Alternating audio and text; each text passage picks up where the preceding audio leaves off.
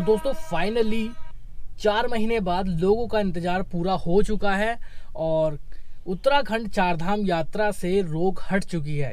जी हाँ, आप लोग अब चारधाम यात्रा के लिए जा सकते हैं, लेकिन जाने से पहले आपको ये पता होना चाहिए कि गाइडलाइन क्या है, कौन कौन लोग जा सकता है, क्या क्या इंस्ट्रक्शंस आपको फॉलो करने होंगे।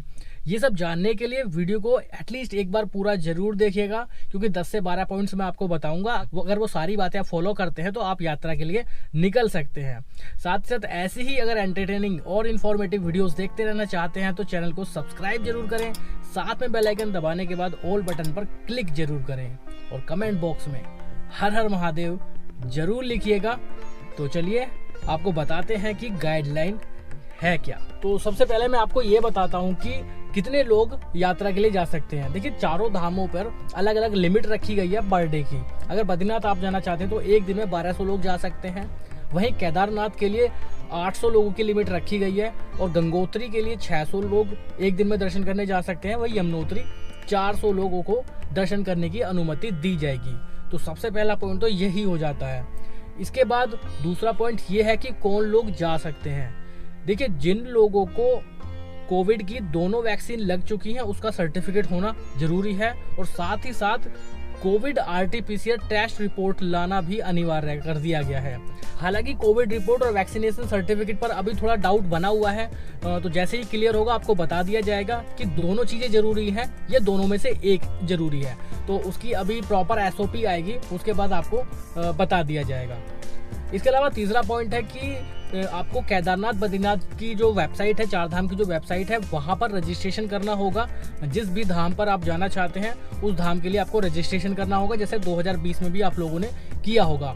वेबसाइट का लिंक आपको मैं डिस्क्रिप्शन बॉक्स में भी दे दूंगा और आप स्क्रीन पर भी देख पा रहे होंगे।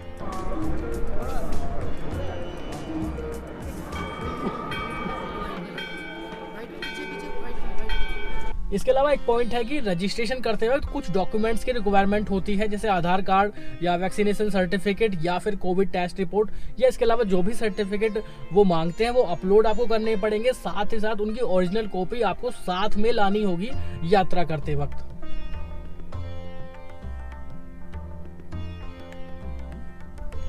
इसके अलावा आपका जो ई पास बनेगा चारधाम वेबसाइट पर, उस ई पास से आप सिर्फ मंदिर में ही दर्शन करने जा सकते हैं।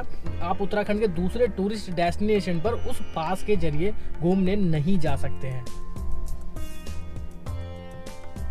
अगर आपको कोई कोविड सिम्टम है जैसे ब्रीथलेसनेस, खांसी या फीवर, तो आप ई पास के लिए अप्लाई नहीं कर सकते हैं। इसके अलावा श्रद्धालुओं को एक इंस्ट्रक्शन और भी दिया गया है कि अगर आप यात्रा पर आते हैं तो आप यात्रा के दौरान 65 वर्ष से अधिक व्यक्ति और 10 साल से छोटे बच्चों के संपर्क में ना आए और उनसे बातचीत या उनके साथ ना रहें। पूरी यात्रा के दौरान मास्क लगाना अनिवार्य रहेगा, अदरवाइज आपको चालान भुगतना पड़ सकता है। मंदिर में प्रवेश से पहले हाथ और पैरों को साबुन से धोना होगा, उसके बाद ही आपको एंट्री मंदिर के अंदर दी जाएगी। और इसके अलावा चारों धाम में सभी जगहों पर अलग अलग चेक पोस्ट बनाए जाएंगे, जहां आपके डॉक्यूमेंट्स वेरिफिकेशन किए जाएंगे और आपका ई पास चेक किया जाएगा जो किसी भी धाम यात्रा के लिए आप अप्लाई करेंगे।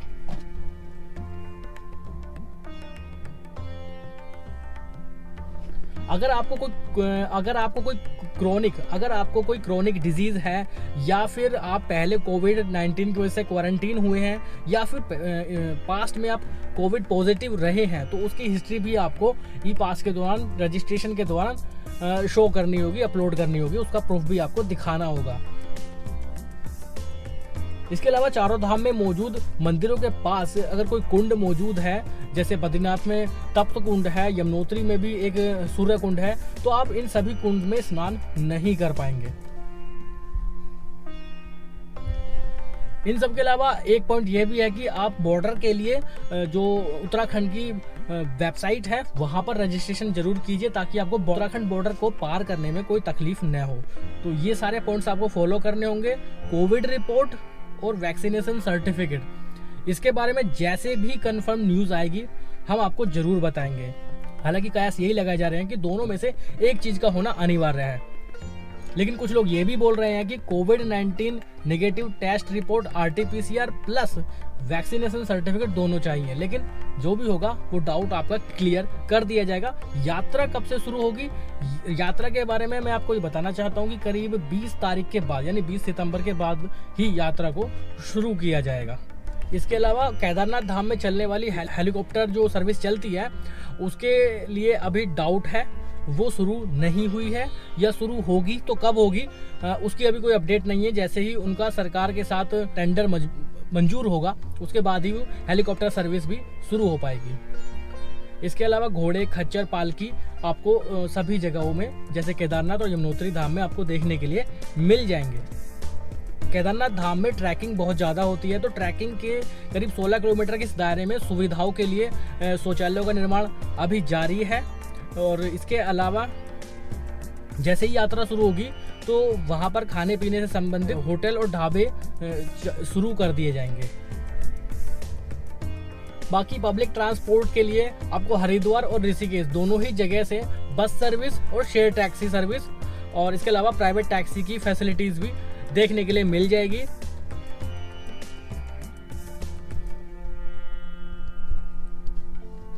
उम्मीद करता हूँ ये अपडेट आपको बेहद पसंद आएगी चार धाम यात्रा से रिलेटेड। तो वीडियो अच्छी लगी तो लाइक शेयर जरूर करिएगा। कमेंट बॉक्स में हर हर महादेव, जय बद्री विशाल जरूर लिखिएगा। उम्मीद करते हैं कि आप लोग बहुत जल्द चार धाम यात्रा कर पाएंगे और हो सका तो MS व्लॉगर की टीम भी आपको चार धाम यात्रा जरूर करवाएगी।